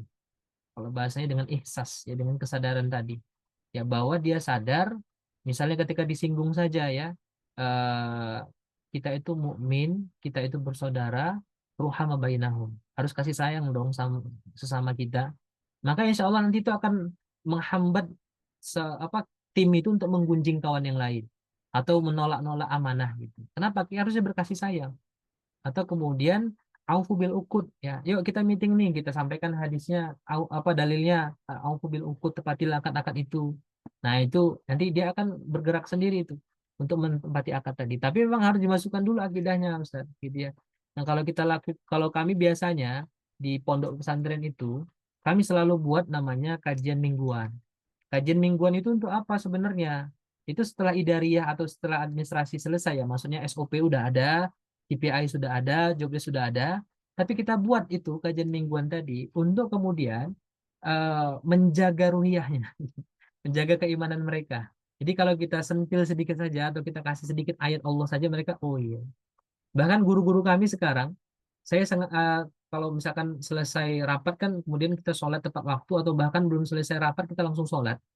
Nah, nanti tiba-tiba ada guru yang agak telat sedikit. Nanti kita tanpa kita tanya, dia akan langsung jelaskan. Afwan Ustaz, saya tadi agak telat sholat karena bla bla bla bla. Dia jelasin sendiri tanpa kita tanya gitu. Ya, apalagi sampai tidak melaksanakan sholat, alhamdulillah tidak ada. Nah, kenapa? Karena dibangun tiap minggu tuh, dijaga. Ya, kalau sahabat dulu selalu berkumpul dengan Nabi kan ya di majelisnya di Masjid Nabawi misalnya.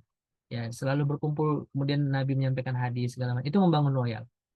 Nah, termasuk nanti menciptakan pengaruh.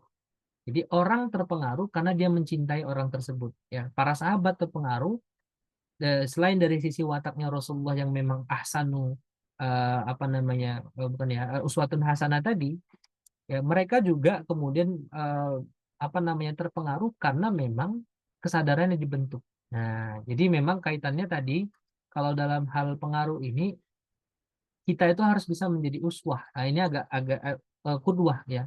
Ini memang agak butuh waktu panjang nih Ustaz ya. Jadi tidak bisa langsung gitu ya. Bagaimana cara kita kemudian menciptakan pengaruh? Ya, yang pertama adalah kita harus memang dianggap layak untuk kemudian menjadi pemimpin di tengah-tengah mereka. Makanya kalau kepemimpinan dalam Islam itu harus orang yang memang pertama alim ya, yang berpengetahuan, kemudian juga kalau tidak berpengetahuan maka dia adalah orang yang sibuk belajar. Jadi learning society, jadi masyarakat pembelajar atau katakanlah komunitas pembelajar. Nah, kemudian tadi yang kedua adalah kemudian secara karakter orangnya, wataknya memang seperti apa yang kita pelajarin ya, apa sidik amanah tablik fatona sebagai harus ada pada diri kita. Nah, kalau kita bicara tentang meningkatkan ya, meningkatkan, maka kalau seandainya sudah secara idaria, secara ruihanya mereka mereka sudah paham dari A sampai Z. Yang kedua atau yang seterusnya adalah kepedulian saja sih. Jadi kalau seandainya kita sering ngobrol, sering diskusi dengan mereka, ya, insya Allah mereka juga akan merasa diperhatikan. Kalau semua cara itu tidak bisa, berarti mungkin bisa jadi memang SDM-nya yang harus diganti. Ya, tetap nggak masuk segala macam, tetap ada alasan gitu Ustaz ya. Maka bisa jadi SDM-nya. Karena tadi memang kita tidak bisa memastikan hidayah itu masuk ke dalam atau misalkan ada pada setiap orang gitu ya. Itu adalah ilmunya Allah. Nah, itu wallahu a'lam bishawab yang bisa Anda jawab. Nanti untuk materinya kita akan kirimkan rekamannya dan juga nanti PowerPoint-nya ini ya sekaligus dengan sertifikat. Insya Allah mudah-mudahan besok. Ada lagi Ustaz-Ustaz sekalian Baik, sebelum kita terima cukupkan? kasih, Ustaz.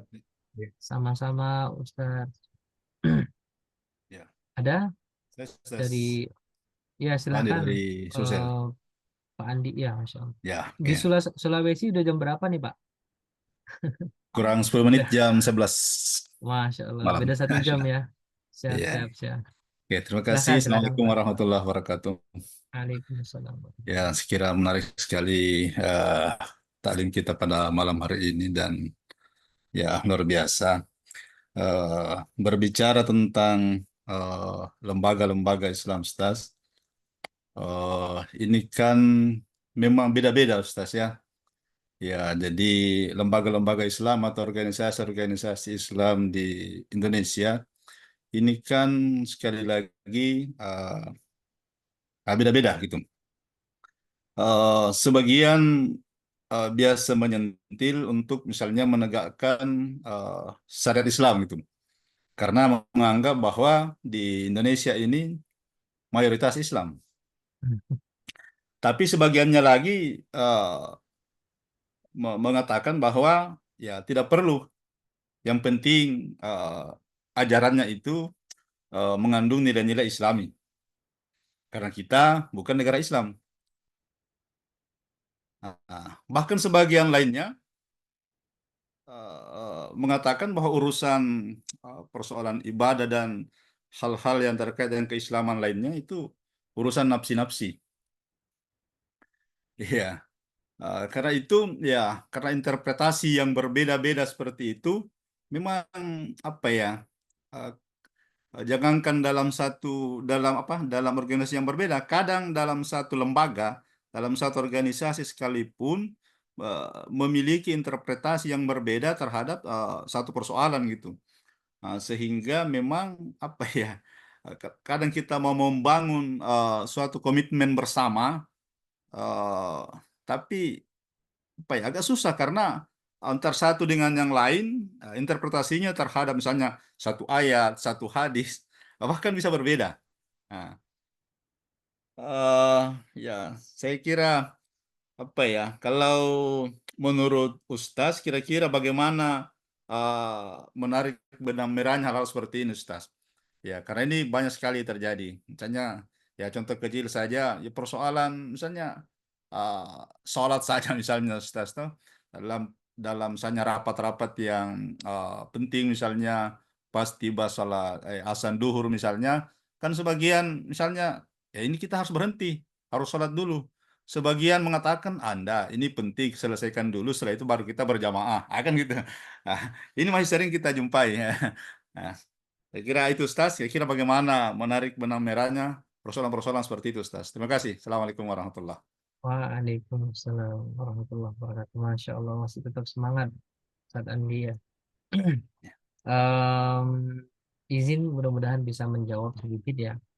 Jadi memang em, kami ada satu pelatihan namanya Certified Holistic ya Prophetic Education, CHOP ya.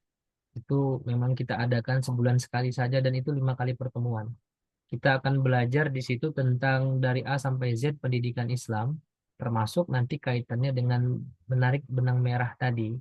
Jadi begini, Ustaz, konsepnya itu adalah eh, di dalam ini saya coba pendekatannya lembaga dulu ya, lembaga pendidikan, lembaga pendidikan. Jadi memang eh, yang kita taati di lembaga pendidikan itu kan sebenarnya tetap adalah hukum Allah dan Rasulullah gitu ya, hukum Allah dan Rasulnya.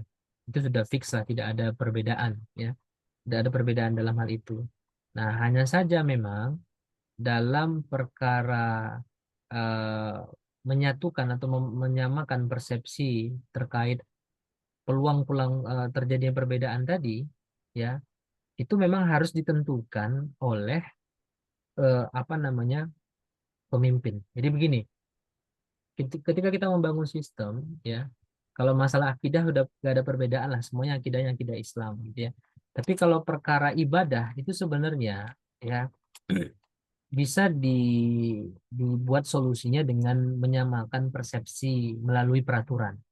Ya, jadi ketika di luar ya silakan mazhab kamu apa. Apakah kamu terkategori yang memang eh, harus dahulu sholat, mendahulukan sholat, atau kategori yang apa namanya tidak mesti ke masjid segala itu kan ada perbedaan pendapat misalnya gitu. Walaupun ya kita harus kembali kepada pendapat yang paling kuat sebenarnya. Cuman oke lah kita ada perbedaan di situ. Maka untuk menyelesaikan masalah tadi bisa dengan pendekatan idariyah. Artinya memang dibuat di situ di lembaga tadi SOP-nya khusus untuk sholat misalnya kita mengadopsi yang di awal waktu. Nah, ketika kamu masuk ke pondok ini, maka kamu harus ikutin ini, gitu. Nah, masalahnya kadang pemimpinnya tidak pakai itu, nah atau tidak sampai menyentuh pada ranah tadi, akhirnya terjadi. Nah, jadi eh, adanya perbedaan-perbedaan pendapat itu, kalau dia sampai memunculkan perpecahan, maka itu harus dicari solusinya.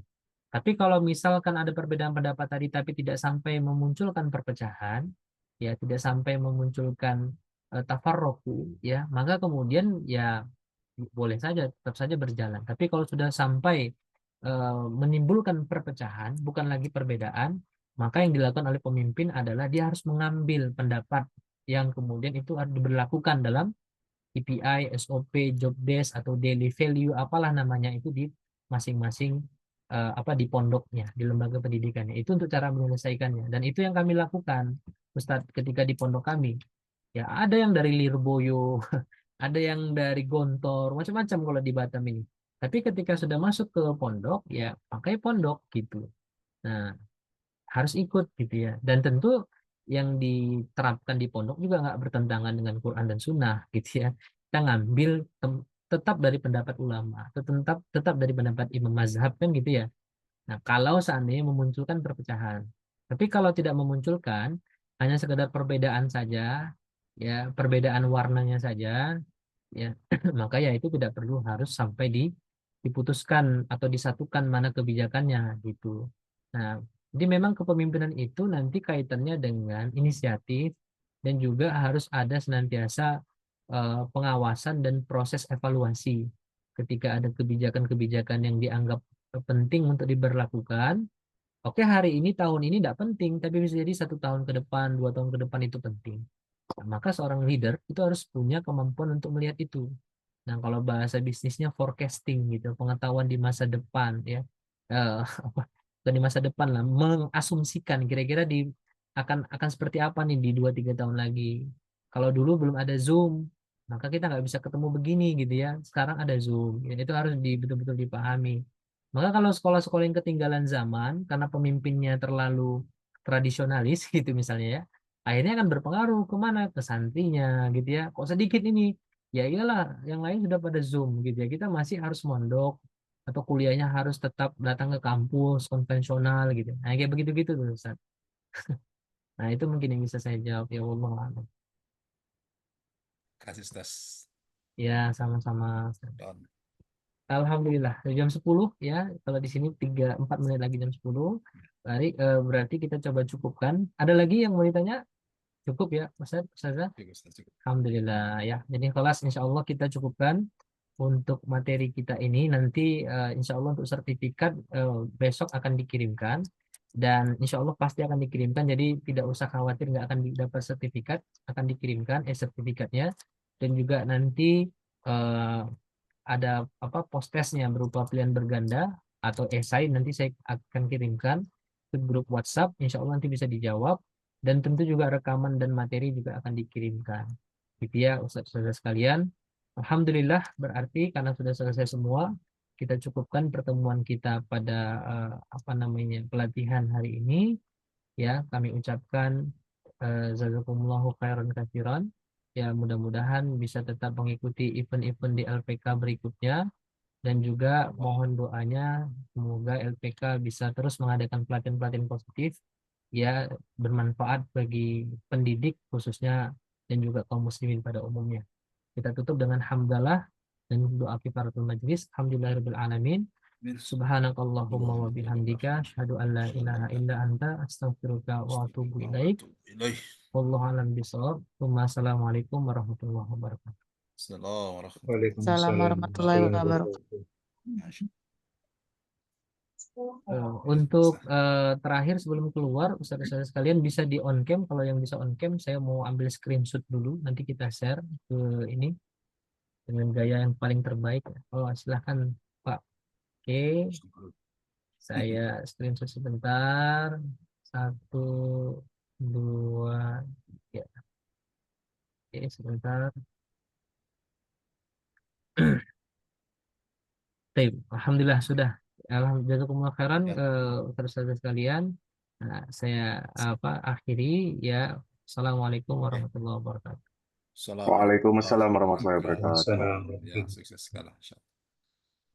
Kita.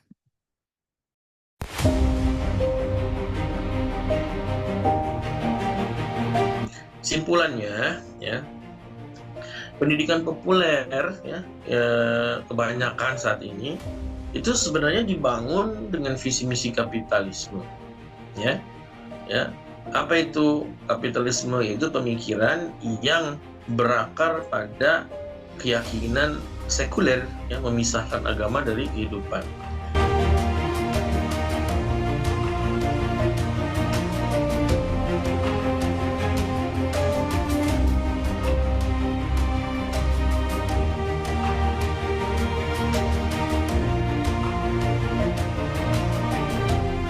Bagaimana kita menggunakan keimanan kita ini memandang apa yang terjadi pada kita di kehidupan dunia ini, ya. Yanhadul insanu bima indahu min fikrin anil hayati wal kauni wal insan wa an alaqatiha jami'iha bima qabla al hayati dunya wa ma ba'daha. Ya.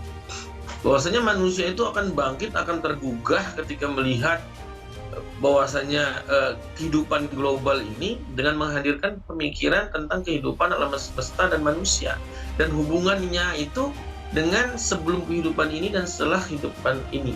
Artinya kita ini akan memiliki pemikiran yang khas ketika kita menjadikan akidah Islam, keimanan kita ini untuk memandang pendidikan, permasalahan pendidikan.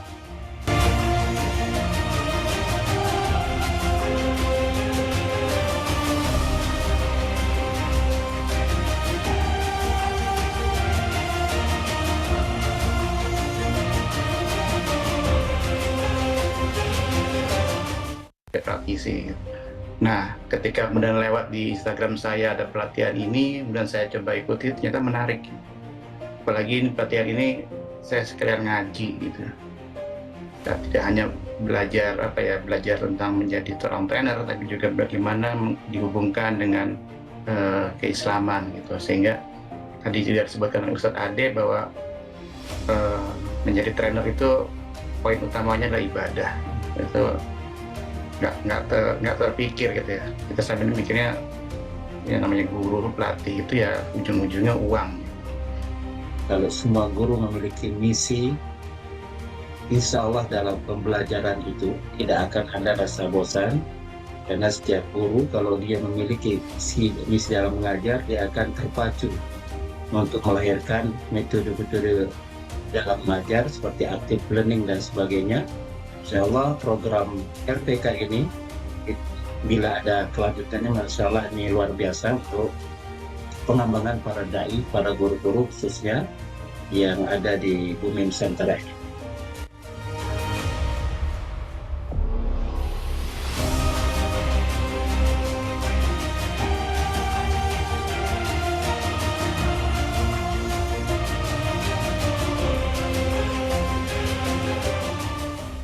Dia juga sebagai khalifatullah, ya, sebagai khalifatullah yang mana mereka harus memiliki kapasitas keilmuan untuk mengelola bumi dan seisinya, mulai dari pemahaman tentang sains, algoritma, teknologi, informasi, administrasi, astronomi, geofisika, geodesi, dan berbagai cabang ilmu terapan lainnya yang dibutuhkan dalam kehidupan.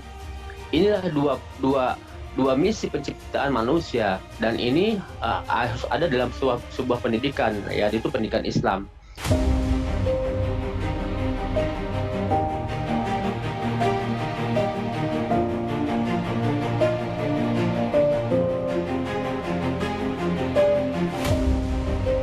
Pendidikan yang terbaik itu, atau pendidikan pendidikan Islam yang terbaik itu kemudian harus memegang simpul-simpul ini, ya, blueprint pendidikan yang memang bisa terukur gitu, secara kurikulumnya, secara silabus dan RPP, kemudian fasilitas, ya, tenaga pendidikan, kemudian keuangan, pendidik dan tenaga pendidikan.